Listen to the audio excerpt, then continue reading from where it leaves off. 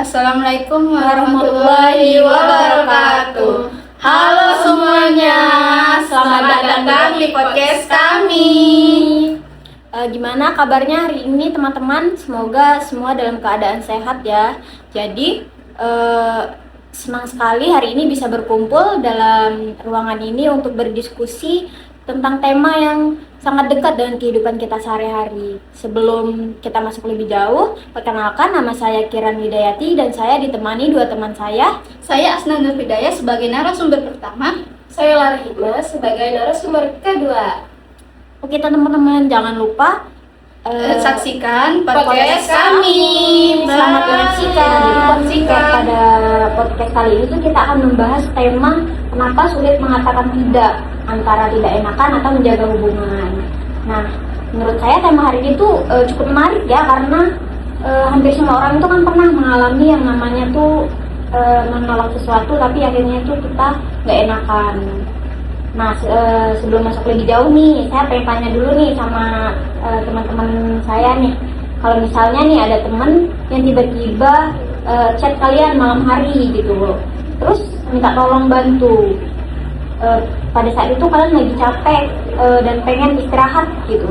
Kira-kira gimana nih respon kalian? Kalau dari Kak Asna gimana? Nah, kalau dari saya mungkin saya awalnya pasti bilang iya sama dia tuh, soalnya saya tuh pasti merasa nggak enak nolak secara langsung. Kalau dari Kak Lara gimana? Ya sebenarnya sama sih kayak si Asna tadi, lebih ke kayak nggak enak kan, tapi kadang ya saya bilang iya dulu, tapi lama-kelamaan tuh kayak kenapa ya kayak nggak enak kan gitu. Kalau karena aku tuh pernah apa ya, kayak kan ada teman saya gitu kan, kadang minta kerjain tugas atau apalah gitu. Nah saya tuh kadang bingung, soalnya saya tuh kan kadang capek juga ya, tapi karena saya tuh merasa kayak nggak enak, tapi ya karena saya orangnya udah nggak enakan, saya bilang iya dulu. Tapi lama-kelamaan saya tuh kayak, aduh kenapa saya bilang iya tadi tuh, padahal pengen nolak ya. Iya gitu, nggak enak gitu ya. Nah itu kadang pernah nggak sih sebenarnya apa yang bikin kalian kayak takut menolak tadi tuh? Kalau dari aku ya, aku tuh takut dia itu kayak merasa sakit hati kalau aku tolak. Ujungnya kayak hubungan yang kita udah jalan dengan baik, jaga dengan baik, kan ada kan orang itu kalau kita tuh nolak permintaan dia tuh merasa kita tuh terlalu jahat sama dia.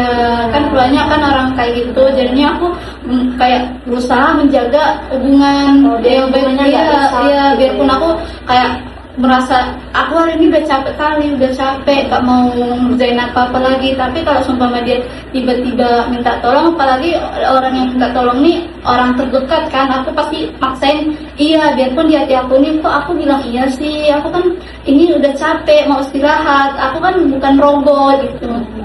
Iya, soalnya kan saya tuh kan kayak mudah takut dia itu sakit hati kan, terus tuh kayak aduh udah ini.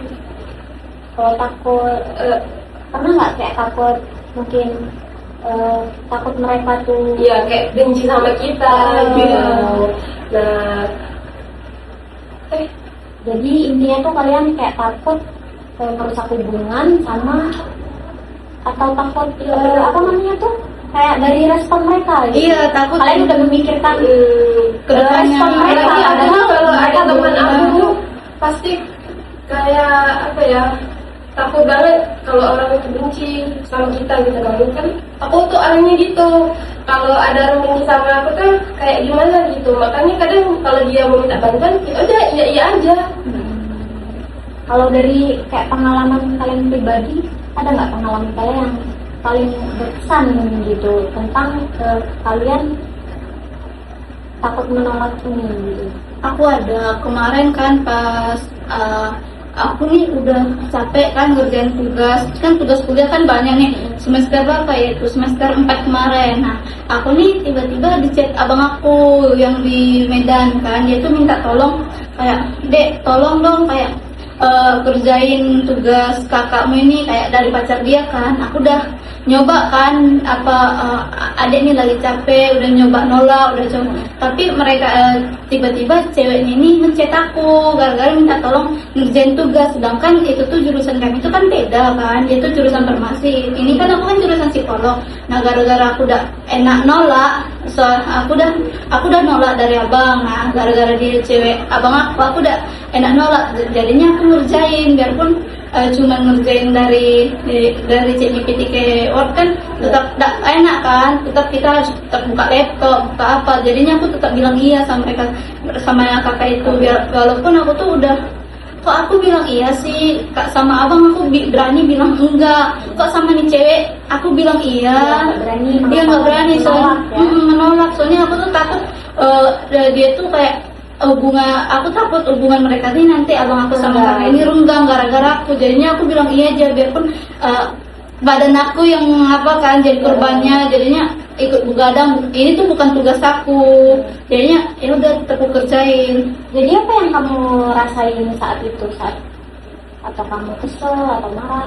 Kesel sih, mau nangis, mau pokoknya campur aduk semua, jadinya ujung-ujungnya mood aku tuh jadi rusak, jadi kayak mau nangis, tapi mau nangis sama siapa, mau marahnya sama siapa. Nah ujungnya aku lampiasin ya aku kayak ngechat abang kan, langsung marah-marah sama dia, soalnya kalau sama cewek ini aku nggak mungkin dong bilang marah-marah sama dia kan, aku bilang kok tuh jangan nyuruh aku terus ngerjain tugas cewek, soalnya kan itu beda jurusan kan, kalau sumpah cewekmu nggak bisa ngerjain kan masih banyak joki apa, kalau sumpah kayak satu jurusan satu apa iyalah aku bisa ngerjain ini, enggak, kami beda jurusan, beda kampus. Nah jadinya aku biar moodku lebih bagus ya aku coba luapin. Iya, aku coba luapin sama minta jajan.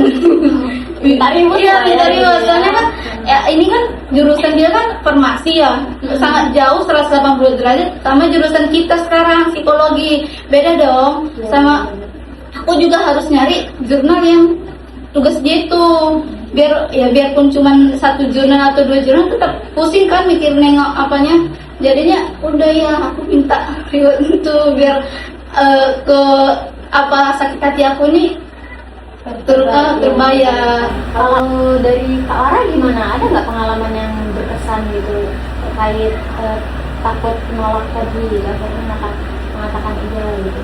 Ada, kemarin tuh kan ada teman saya tuh ya, awal-awalnya tuh kan kami tuh satu kos, terus tuh pindah. Nah pindah tuh karena ya emang inilah ya sama mereka tuh nggak dibuat. Iya. Nah terus tuh sudah kami pindah, terus tuh ini si inisial dia tadi tuh kayak ada masalah gitu kan sama keluarganya. Terus dia tuh kayak ada kakak kan gitu di kosan itu. Nah kakak itu tuh kayak ngejahatin inisial dia tadi, teman saya tadi, ngejahatin kalau dia tuh suka bawa cowok, terus tuh suka ngajak cowoknya ke kosan. Nah terus dia tuh intinya tuh dia tuh ngejahati inisial dia tadi tuh ke orang tuanya. Terus teman saya tuh mau minta bantu kan sama saya, minta tolong ngomong sama ke orang, minta tolong untuk nggak bantu ngomong sama ke orang tuanya. Terus karena saya tuh bingung karena ini kan bukan masalah saya, terus tuh juga intinya nggak ada mencangkut tentang saya juga kan. Nah ya karena dia teman saya MTS, jadi ya udah saya langsung bilang lah ke orang tuanya. Terus orang tuanya ya ngomong lah yang kata saya tadi tuh dia gimana. Terus aku ngomong sejujur-jujurnya ya, dia tadi tuh nggak kayak gitu orangnya, maksudnya dia tuh difitnah gitu. Kamu berusaha bantu dia jelasin ke orang tuanya kalau sebenarnya dia itu nggak begitu. Iya gitu. Nah hasil ya udah saya ngomong sama orang tuanya gitu. Jadi akhirnya kamu bantu dia ngomong ke orang tuanya, padahal sebenarnya itu bukan urusan kamu sebenarnya. Iya, tapi karena kamu takut nggak enak nolak, kamu tetap bantu gitu ya. berarti kayak mengatakan iya terus menerus itu capek. Iya bener banget, capek. Jadi kalau dipikir-pikir tuh kan sebenarnya mengatakan iya itu kayak lebih mudah daripada mengatakan tidak ya. Menurut kalian kenapa sih bisa gitu?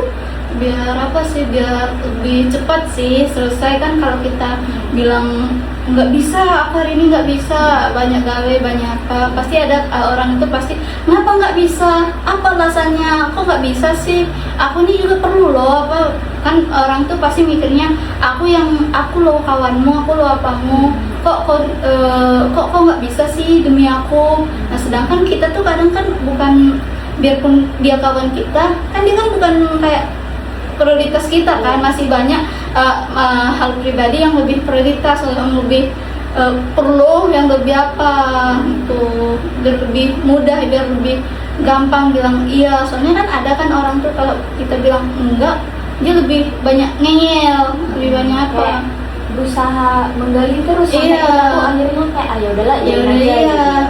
Kita udah capek, biar energi kita juga nggak banyak kekuras kan, gara-gara ngadapin orang yang kayak gitu kan. Kalau Kak Lara gimana? Kalau menurut saya itu kalau ngomong tidak itu takut bersalah gitu. Terus kalau ngomong iya tuh kalau Contohnya tuh kayak gimana?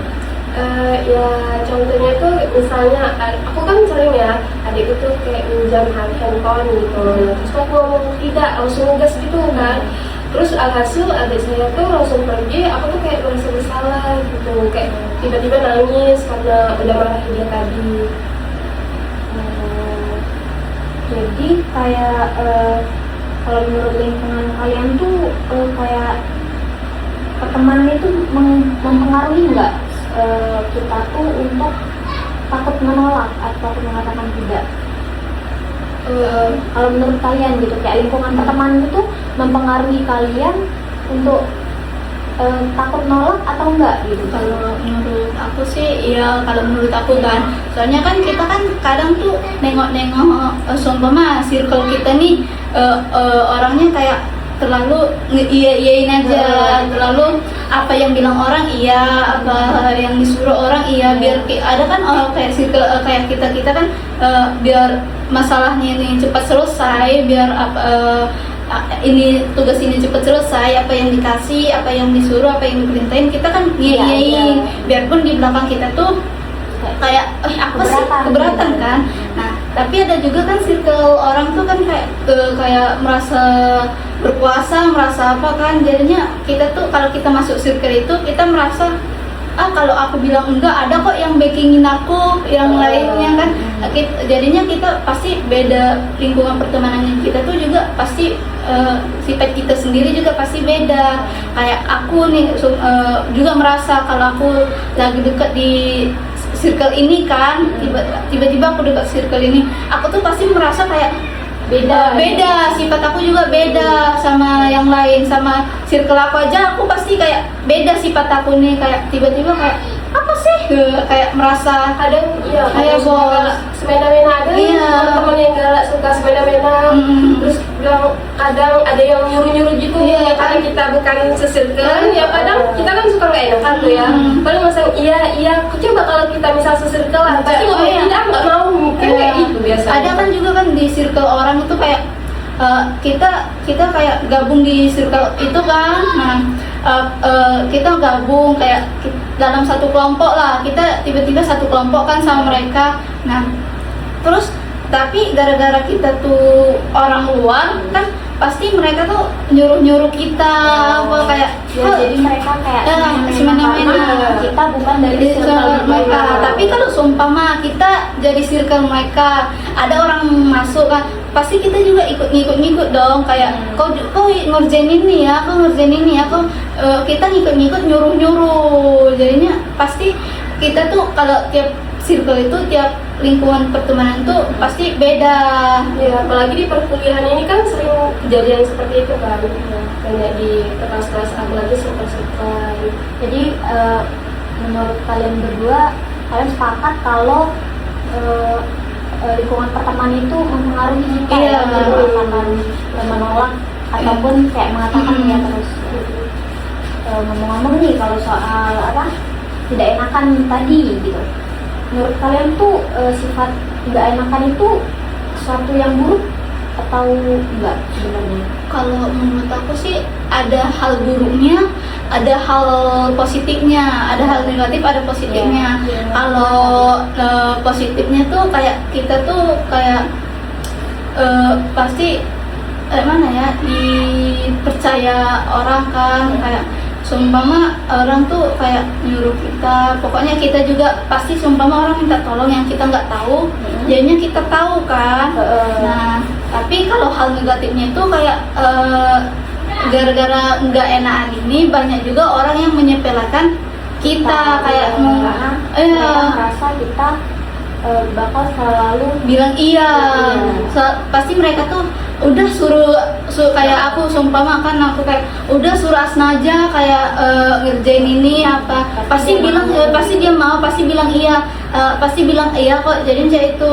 Tapi sebenarnya kita tuh kalau dapat kayak gitu kan pasti merasa sakit hati kan, jadinya udah gitu. Jadi kalau menurut Kak Asma tadi ada positif dan negatifnya ya sifat tidak enakan itu.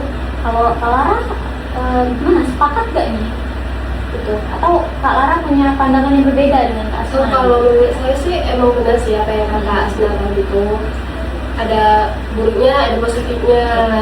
Nah, terus yang buruknya ini juga kadang kita tuh juga terlihat apa ya, Kecil di mata orang. Terus kecil di mata orang itu kan. Terus tuh ya kadang ya positifnya tuh kadang kalau kita baik kepada orang pasti kita juga kelihatan apa namanya, orang tuh mikir dia baik, iya. Tapi padahal kita tuh ya emang niatnya itu baik. Tapi ya kadang ada yang karena kita nggak enak tadi ya udah gitu hanya biar terpaksa kan. Iya, terpaksa. Udahlah kita iyain aja biar masalah ini cepat selesai. Kayak kalau sumpah mengerjain tugas, udah kita iyain aja apa yang udah dia kasih, biar apa ini tugas ini cepat selesai, kita cepat keluar dari lingkungan dia. Gitu.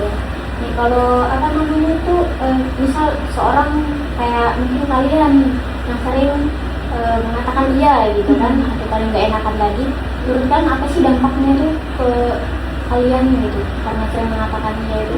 Kalau dampaknya, kalau sama aku kan sendiri, kalau sama aku tuh kayak terlalu sering bilang iya kan.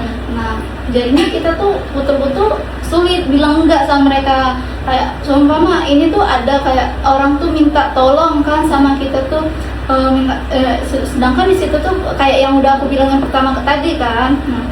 Jadinya kita tuh merasa kok aku selalu bilang iya sih, kok aku selalu ngeiyan sih apa yang orang-orang bilang. Aku kan juga mau nggak bilang bilang sama dia tuh enggak, tapi kita tuh selalu menganggap kalau aku bilang enggak, orang itu benci nggak sih sama aku, nanti kalau aku bilang enggak nanti mereka nggak suka lagi sama aku, nanti mereka ngomongin aku nggak mau diomongin. Jadinya itu makanya aku selalu bilang iya sama mereka. Ujungnya sifat aku selalu nurut apa yang mereka bilang. Iya, maksudnya karena kamu tadi kayak selalu menyanyiakan tuh, maksud apa yang kamu rasakan dampaknya ke diri kamu? Kamu tuh merasa gimana gitu? Kalau gitu? dampaknya tuh kadang merasa nyesal, terus kadang juga ada juga kadang satu sisinya merasa capek, merasa misal capek, pengen nangis kan, pokoknya campur aduk lah.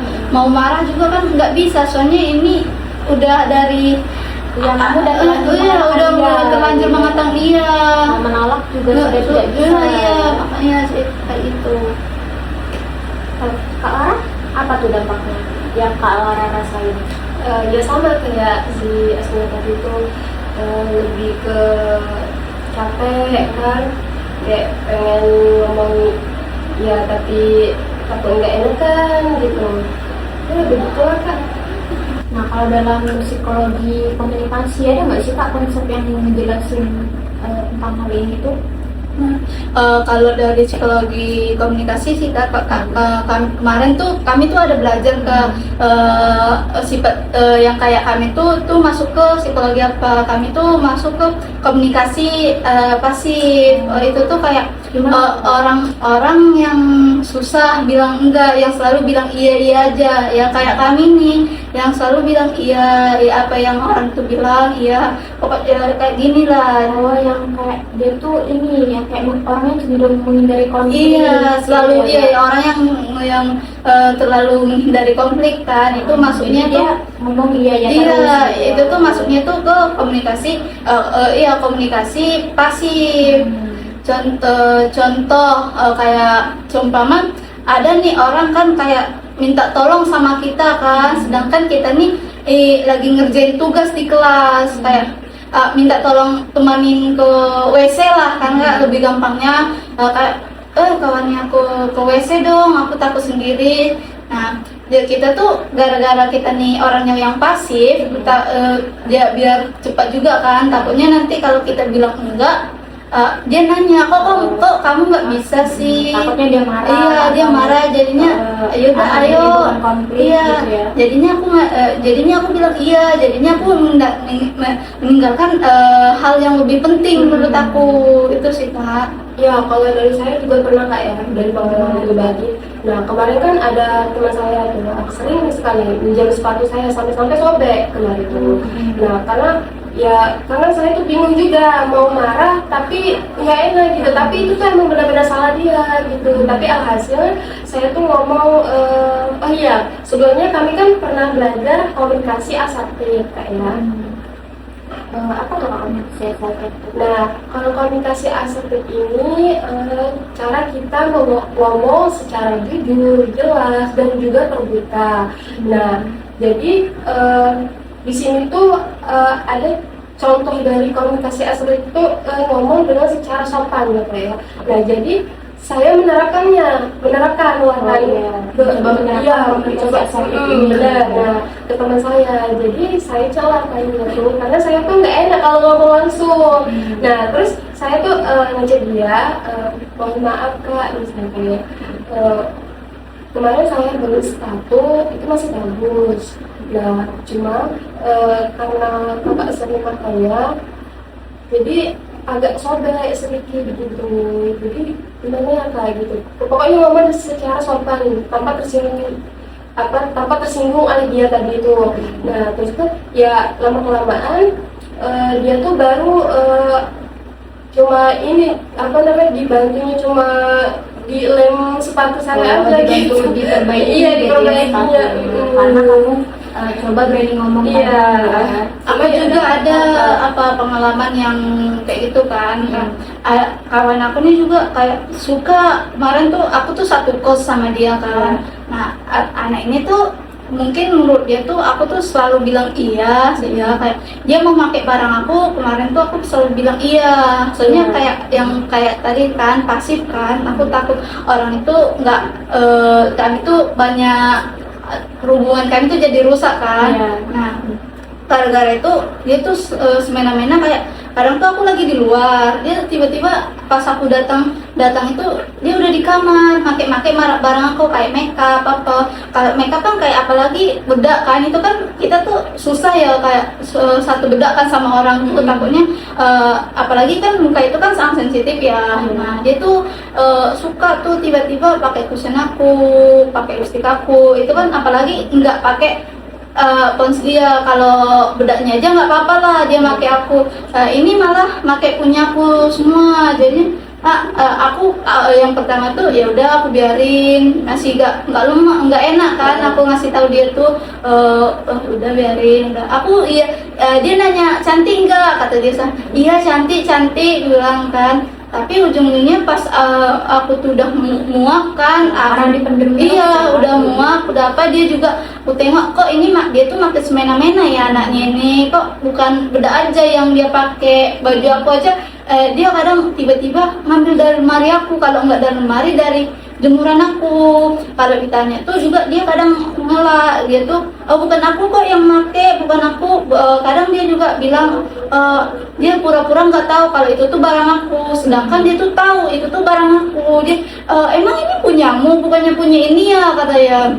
Enggak, ini punya aku, bilang. Aku tuh di situ masih sabar apa kan, masih sabarin biar hubungan kami ini kan lagi satu kos nih. Nah, jadinya aku tuh bilang iya aja. Nah, tapi gara-gara aku udah capek kan, udah kok nih anak makin semena-mena ya, kayak dia ini tuh bukan barang dia loh, semuanya tuh jadi kayak barang bersama. Belinya duit aku, apanya duit aku, kalau aku kalau aku minta ganti rugi, dia selalu kok juga kan aku makainya cuma sekali 2 kali katanya. Jadi ujungnya aku bilang kayak bilang kan sama dia, kok bisa nggak aku nih minta maaf ya, kok bisa nggak usah make bedak-bedak aku lagi, kan bedak itu kan sangat sensitif ya sama muka. Kadang pakai bedak, pakai lipstik, bisa nggak? Kau juga kan punya. Kalau kau memang mau, kau bisa beli. Aku kasih linknya. Kalau memang ada mau, aku kalau sumpama aku dapat diskon apa, aku dapat ada voucher diskon, aku bisa pesanin, kau yang bayar. Kau memang kalau mau pengen sama kayak aku, baju juga. Mohon maaf, aku sebenarnya kurang nyaman kayak baju aku kok dipakai sembarang sama orang. Soalnya kan kadang itu kalau sumpama bukan mohon maaf, kalau orang itu kan bau kan atau apa punya keringat, ketularan kan, itu kan sangat itu kan ketularan kan sama kita. Jadinya aku nih kayak jujur aja ke aku nih orangnya kayak kalau soal baju sama sekali nggak bakalan ngizinin orang make, biar baju apapun itu aku nggak bakal ngizinin. Kalau celana apa aku masih ngizinin, gitu. Iya nggak apa-apa, tapi kalau apa izin, kalau dia izin kan kita pasti kasih kan. Kalau memang betul-betul perlu, jadinya aku bilang baju juga mohon maaf, jangan, apalagi jangan pakai sembarangan kalau tahu itu punyaku. Terus kalau baju, kalau jilbab, kalau memang kau memang udah perlu, memang gayamu mau kau mau ngasih makan gayamu, kayak takut apa, aku nih baju aku udah kayak gini, aku perlu jilbab punyamu, kau bisa izin. Kalau kau izin aku pasti kasih. Nah sekarang kan kau gara-gara kau sering pakai tanpa izin, ujungnya ini kayak aku pasti tidak ngasih lagi samamu. Selain kemarin kau izin apa dulu, biarpun kau ambil tapi kau kasih tahu aku bisa maklumin. Ini enggak, kau malah diamin aja di lemarimu, nggak dicuci, nggak diapa. Gara-gara pas aku udah nyari-nyari, baru kau pura-pura taruh di nggak tahu, pura-pura taruh di mana, biar aku tuh nggak tahu itu tuh kau tuh udah make. Terus kita aku bilang pelan-pelan, kayak agak marah juga sama dia, kayak tapi masih sopan. Biar marah tapi tetap sopan. Kalau kita marahnya kencang kan takutnya dia tuh perasaan dia agak kegores ya kan. Mencoba kayak mencoba tegas lah tegas sama dia bahwasanya itu tuh barang aku, itu hal pribadi aku, kau boleh pakai tapi dengan seizin aku. Tapi kalau soal baju sama makeup, mohon maaf, nggak boleh, nggak bisa. Selain kau pakai punyamu atau enggak. Kalau soal bedak bisa, tapi kalau soal cushion kan itu lumayan harganya lumayan kan buat anak kos. Nah itulah Kak, aku bilang baik-baik kan. Jadi tapi alhamdulillah juga sebenarnya awal-awal dia tuh agak ngelak, dia akhirnya ngaku sendiri. Itu aja gara-gara aku udah marah betul-betul, udah nggak ada kata sopannya. Soalnya dia ngelak kan, pas aku udah ngasih tahu dia ngulangin lagi. Dia masih pakai, tiba-tiba ngambil jilbab aku. Aku kan nyadar Kak, aku kan punya gantungan jilbab kan, Nah kadang tuh malam tuh aku tengok, kok masih ada nggak, kok ada nih kurang. Aku sadar, biarpun warna jilbab aku nih rata-rata sama, aku sadar kok warna ini nggak ada, mana nih. Kita pasti sadar ya, ibaratnya sama barang yang punya kita sendiri gitu loh. Walaupun warnanya sama pasti ada bedanya. Iya, pasti ada bedanya. Jadinya pas aku nyari, kan kami tuh di kos itu berapa orang ya? Berempat, lupa, pokoknya banyak kan, kami tuh bedeng kan, rame. Nah tapi memang anak ini tuh memang kayak gitu, suka pakai barang orang pribadi. Nah pas itu tuh jilbab aku nih hilang, aku nih udah marah-marah sama kawan kamar aku nih kan, di mana sih aku bilang kan, sampai aku nih gara-gara udah berapa lama nggak jumpa kan, aku udah nanya-nanya sama kawan kos yang lain, sama dia juga aku nanya, kok ada ketemu nggak jilbab aku ini, aku kemarin jemur, aku bilang kan. Nah gara-gara menurut aku udah curiga lagi sama anak ini kan, gara-gara kemarin aku udah kasih tahu kok, nggak mungkin dia ngulangin lagi gitu kan. Nah aku nggak tahu kalau dia tuh masih ngulangin hal yang sama kayak yang kemarin. Nah aku aku udah beli lagi nih dengan warna yang sama, soalnya kan warna ini masih lumayan sering lah aku pakai kan Kak. Nah pas ujung-ujungnya aku tuh mungkin dia lihat kan aku tuh udah pakai udah yang baru, dia make. Aku sadar kalau itu tuh punya aku. Ujungnya aku meriksa lemari dia tapi nggak dapat. Ternyata dia tuh masukin ke baju yang nggak dilipat-lipat, dimasukin ditumpuk, iya. Ujungnya aku juga di situ jadinya aku kayak marah. Kok tuh mau tuh apa sih? Kok tuh duitmu kan banyak. Jadi ujungnya aku ngomongnya marah. Aku yang nggak enakan orangnya di situ tuh, gara-gara udah nggak sanggup kan, ujungnya aku marah, ujungnya aku apa aja. Dari situ gara-gara mungkin dia lihat aku udah nyangka kan aku marah, dia betul-betul berubah. Aku juga nggak lama kemudian udah capek kan ngadapin orang kayak gitu, aku pindah.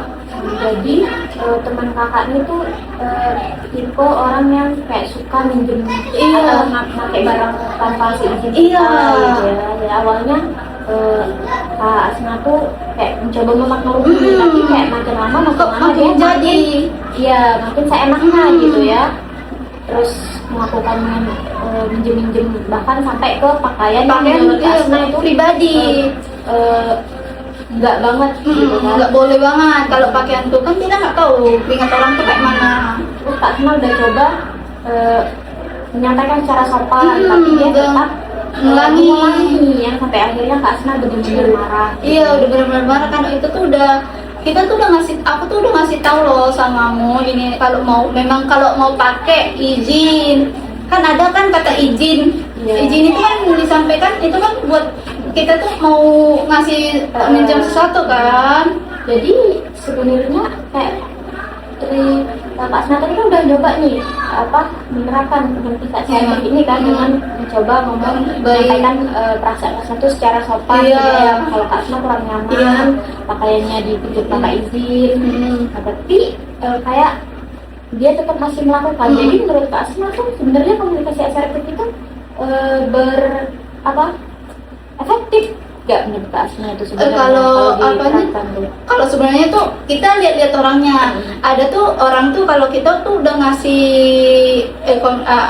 asertif dia udah mencoba tegas tuh, ada orang tuh yang menerima, yang dia tuh langsung minta maaf, dia baru sadar kita tuh bahwasanya udah ngasih batasan sama hal yang dia lakukan juga salah. Jadinya dia ngerti, nggak ngulangin lagi. Ada juga orang yang kayak yang kawan aku ini kan, dia tuh nggak bisa ngomong baik-baik, nggak bisa dikasih tahu dengan benar, dengan asertif. Kita tuh harus ngasih tahu dia tuh dengan kata kasar, kata betul-betul kasar. Berarti menurut Kak Asna tuh itu tuh sebenarnya bukan komunikasi asertifnya yang enggak efektif, tapi emang orangnya yang nggak nerima, nggak bisa dikasih tahu. Ya Kak, sebenarnya kita tuh sebenarnya capek ya menjadi orang yang nggak enak itu.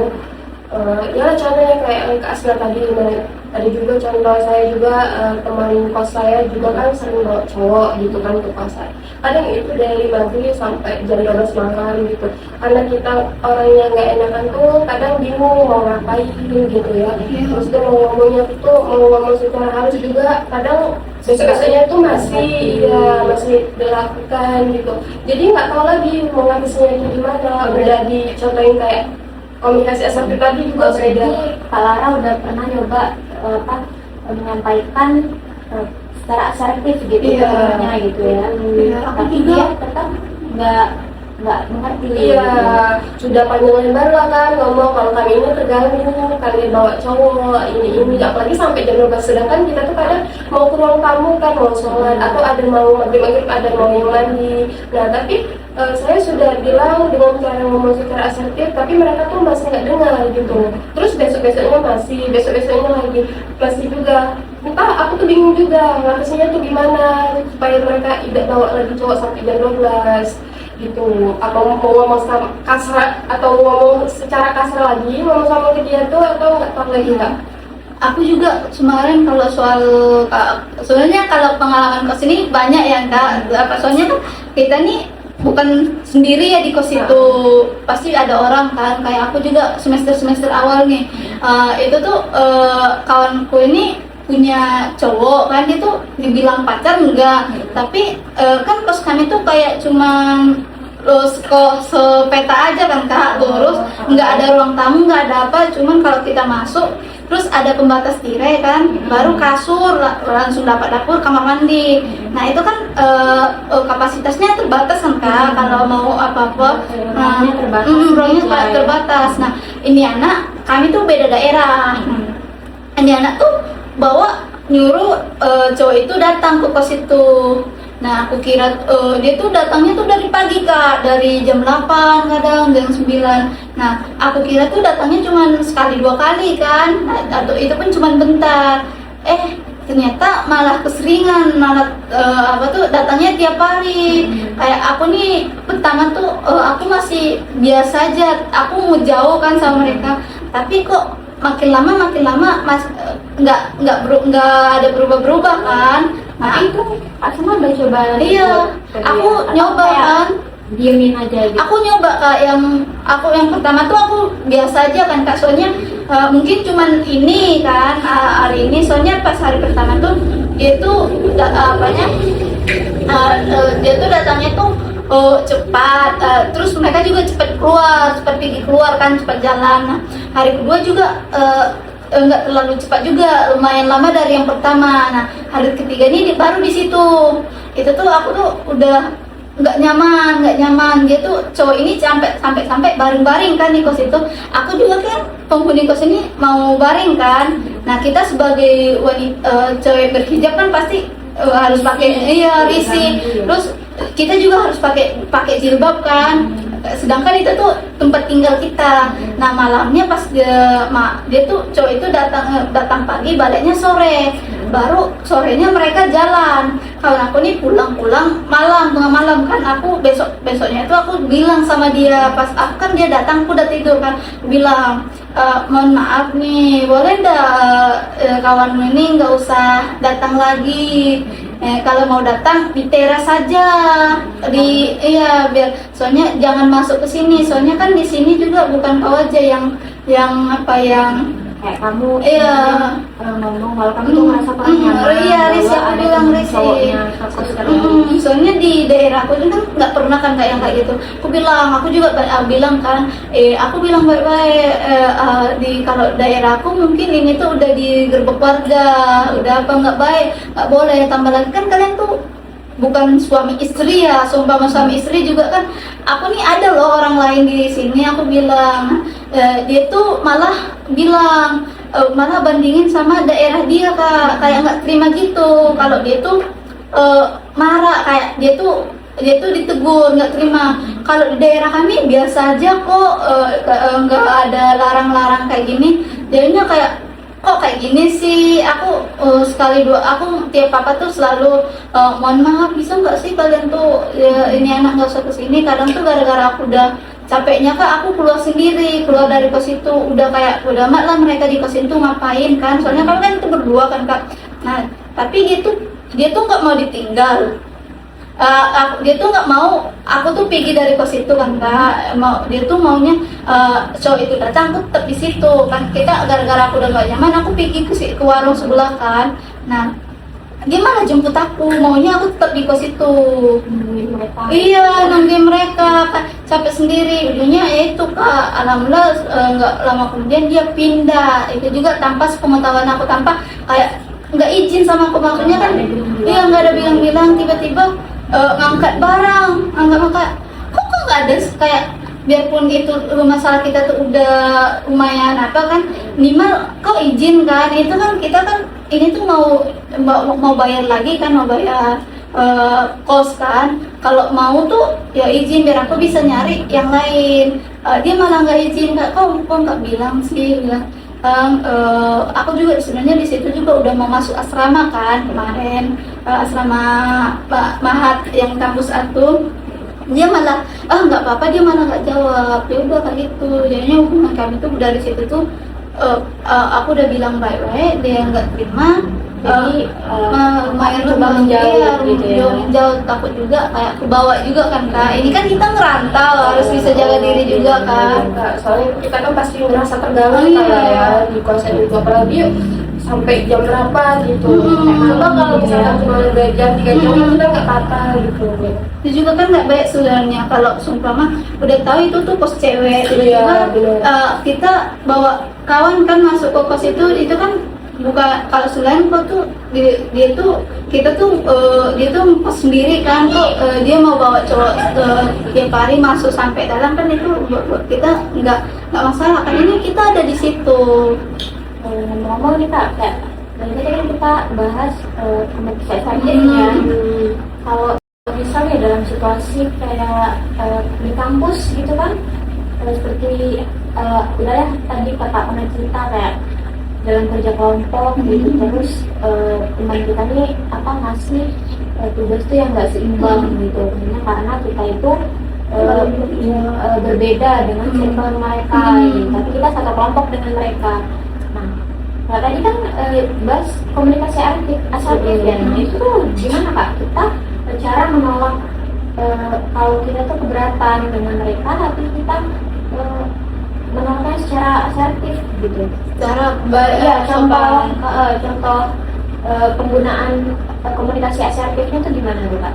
Tadi kan kakak cuma menjelasin, saya udah coba menolak secara asertif, tapi kan kayak kak belum menjelaskan secara contohnya. Contoh kita tuh harus mungkin ngapain dulu. Kalau dari gimana saya tuh dulu. misalnya kayak misalnya kita tuh menyampaikan pendapat yang jelas gitu, terus tuh ngomong dengan sopan, misalnya ngomong dengan sopan itu ya kita tuh kayak mohon maaf ini apa, contoh misalnya si Asna tadi tuh lagi ngejar tugas, terus tuh ada teman lagi itu apa main handphone gitu, mencet suaranya tuh. Nah terus tiba-tiba Asna ini tiba-tiba si Asna ini bilang lah sama si temannya tadi tuh, mohon maaf mbak, boleh nggak suara handphonenya tuh kecil ya, soalnya saya lagi mau belajar gitu. Nah kalau kamu ada nggak? Kalau dari konteks yang aku tangkap nih dari Kak Lara tadi, kalau misal dalam contoh yang situasi yang aku jelasin tadi, berarti kita cara menolaknya itu kayak kita menyampaikan dengan cara yang sopan harus dulu, mohon maaf ya sebelumnya, aku merasa agak keberatan nih dengan pembagian tugasnya, karena menurut aku pembagian tugasnya agak kurang adil, bisa nggak kita diskusiin lagi gitu. Mungkin apakah itu udah termasuk cara menolak secara asertif? Iya kak, udah masuk. Soalnya kan kita tuh ngomong dengan secara halus kan, tanpa menyakiti perasaan orang lain gitu. Terus apa namanya tuh, kalau dari setelah kita ngobrol sejauh ini ya, apakah kalian itu termasuk sudah melakukan apa ya dalam kehidupan sehari-hari kalian itu, kalian udah sudah menerapkan itu nggak sih sampai sekarang gitu, Sering. asertif itu Ya, sering. sampai sekarang? Kalau aku sih kadang masih pasif, soalnya udah dari kecil kan kak kayak diajarin kayak susah nolak apa yang dikasih kan, kayak apa yang disuruh kita tuh kalau aja harus bilang iya, harus selalu bilang iya, jadi selalu nurut ya, diajarin nurut. Nah sampai sekarang tuh ya imbasnya kayak gitu kak, jadinya apapun yang dikasih orang tuh ya aku masih tetap pasif. Iya. Tapi kalau sumpah menurut aku nih orang ini udah menjengkelkan, udah menurut aku udah berlebihan, aku mungkin pasti awalnya tuh awalnya aku pasti asertif, terus ujung-ujung kalau orang itu masih terus kayak enggak, apa sih maksudnya, kalau enggak tetap enggak apa enggak enggak enak, tetap enggak enakan, tetap semena-mena sama aku kan. Aku nih udah bilang baik-baik loh sama kamu, ujungnya aku nih ya agresif, ujungnya marah apa itu, ya udah masalah memang kelar, pertemanan juga kelar, ada juga pertemanan juga nggak kelar. Tapi mungkin kayak seperti kita yang mungkin sekarang udah tahu ya komunikasi yang baik itu harus bagaimana gitu, cara menolak yang baik bagaimana, ya mungkin ya kita harus sudah mulai coba ya menerapkan komunikasi seperti ini. Jangan terus takut mengatakan tidak enak. Kita juga harus ya menetapkan batasan untuk diri kita sendiri. Kita juga bisa menetapkan batasan tadi, terus kita mencoba untuk merasa tidak bersalah atas hal yang seharusnya tuh kita berhak menolak gitu. Jadi kita ya harus mencoba tegas, apalagi kan kita udah tahu nih kita harus bagaimana nih kalau misalnya ada teman yang gini tapi kita bisa nolak, kan kita udah tahu, udah belajar gitu kan. Jadi pagi kalau misal nih kita udah mencoba komunikasi asertif tapi itu udah terima, nah mungkin kita bisa coba teknik komunikasi asertif yang lain. Jadi kayak kan teknik komunikasi asertif juga banyak ya Pak, kalau nggak salah. Jadi kita bisa kalau misal dengan yang pakai teknik integrasi mungkin kita bisa coba yang tekniknya ini, terus yang ini juga nggak mempan, ya mungkin bisa lagi coba yang mungkin lebih efektif. Kita juga bisa lihat dia ini kepribadiannya seperti apa, harusnya cocok menggunakan teknik yang mana ya dia agar efektif di dia teknik ini gitu. Mungkin gitu sih Pak. Kalau sebelum podcast ini kita akhiri nih, aku pengen minta nih satu pesan penting dari Kak Asma dan Kak Lara untuk penonton yang terkait komunikasi asertifnya tadi, dengan terkait rasa tidak enakan ini tadi. Nah, mungkin kalau aku pesan penting kan, kita tuh coba biarpun kita tuh udah diajarin dari kecil cara selalu pasif kan, selalu bilang iya, jangan nolak. Kita tuh gara-gara kita udah belajar, kita ngasih respect ruangan yang untuk diri kita sendiri. Kita coba perlahan, bertahap. Kita harus coba biarpun pelan-pelan, kita tetap harus berjalan naik tangga kan.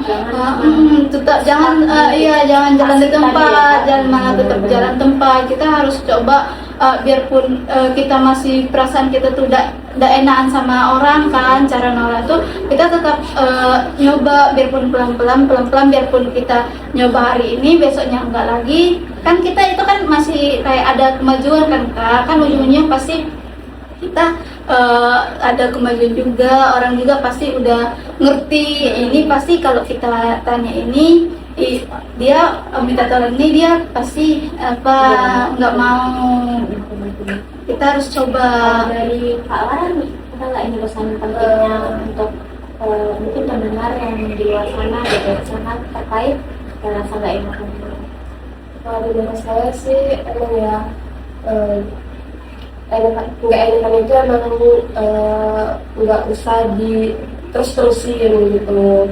Soalnya ya kadang sulit di kita pula kan, kita kadang ngomong iya tapi kita nggak enakan iya gitu. Jadi seharusnya kita itu juga harus bertahap, harus mencoba harus kita harus ngomong asal kita gitu. Kalau kita nggak enakan, tapi kita harus bisa mengatakan dengan secara lembut gitu. Komunikasi asertif itu sebenarnya penting banget ya untuk dalam kehidupan kita sehari-hari. Penting Kak. Jadi pembahasan kita hari itu sebenarnya sangat menarik ya, karena dari sini tuh kita bisa belajar bahwa kayak gaya komunikasi itu seperti apa. Ternyata kita yang merasa Iya, nggak enakan itu yang yang pasif sesuatu ini. yang wajar, ternyata itu tuh gaya komunikasi yang tidak baik. Iya. Yaitu pasif. Pasif. Dan sebenarnya ada Yang komunikasi yang lebih baik itu. tadi ya, komunikasi assertif tadi. Jadi kita harus mencoba, kalau kita sekarang masih menjadi pasif, kita coba untuk menerapkan gaya komunikasi yang asertif Iya. tadi gitu ya. Jadi untuk teman-teman yang ngedengerin ini, itu pembahasan podcast kami hari ini tadi ya, tentang komunikasi asertif, atau lebih tepatnya tuh kayak cara bilang menolak dengan baik ketika kita merasa nggak enakan, yaitu dengan menggunakan komunikasi asertif. Nah, jadi mungkin itu saja pembahasan kami hari ini. Sampai jumpa di berikutnya. Saya sebagai host, saya pamit. saya sebagai narasumber pertama pamit undur diri. Saya sebagai narasumber kedua ingin undur diri. Assalamualaikum warahmatullahi Warahmatullahi wabarakatuh. Terima kasih. Bye bye.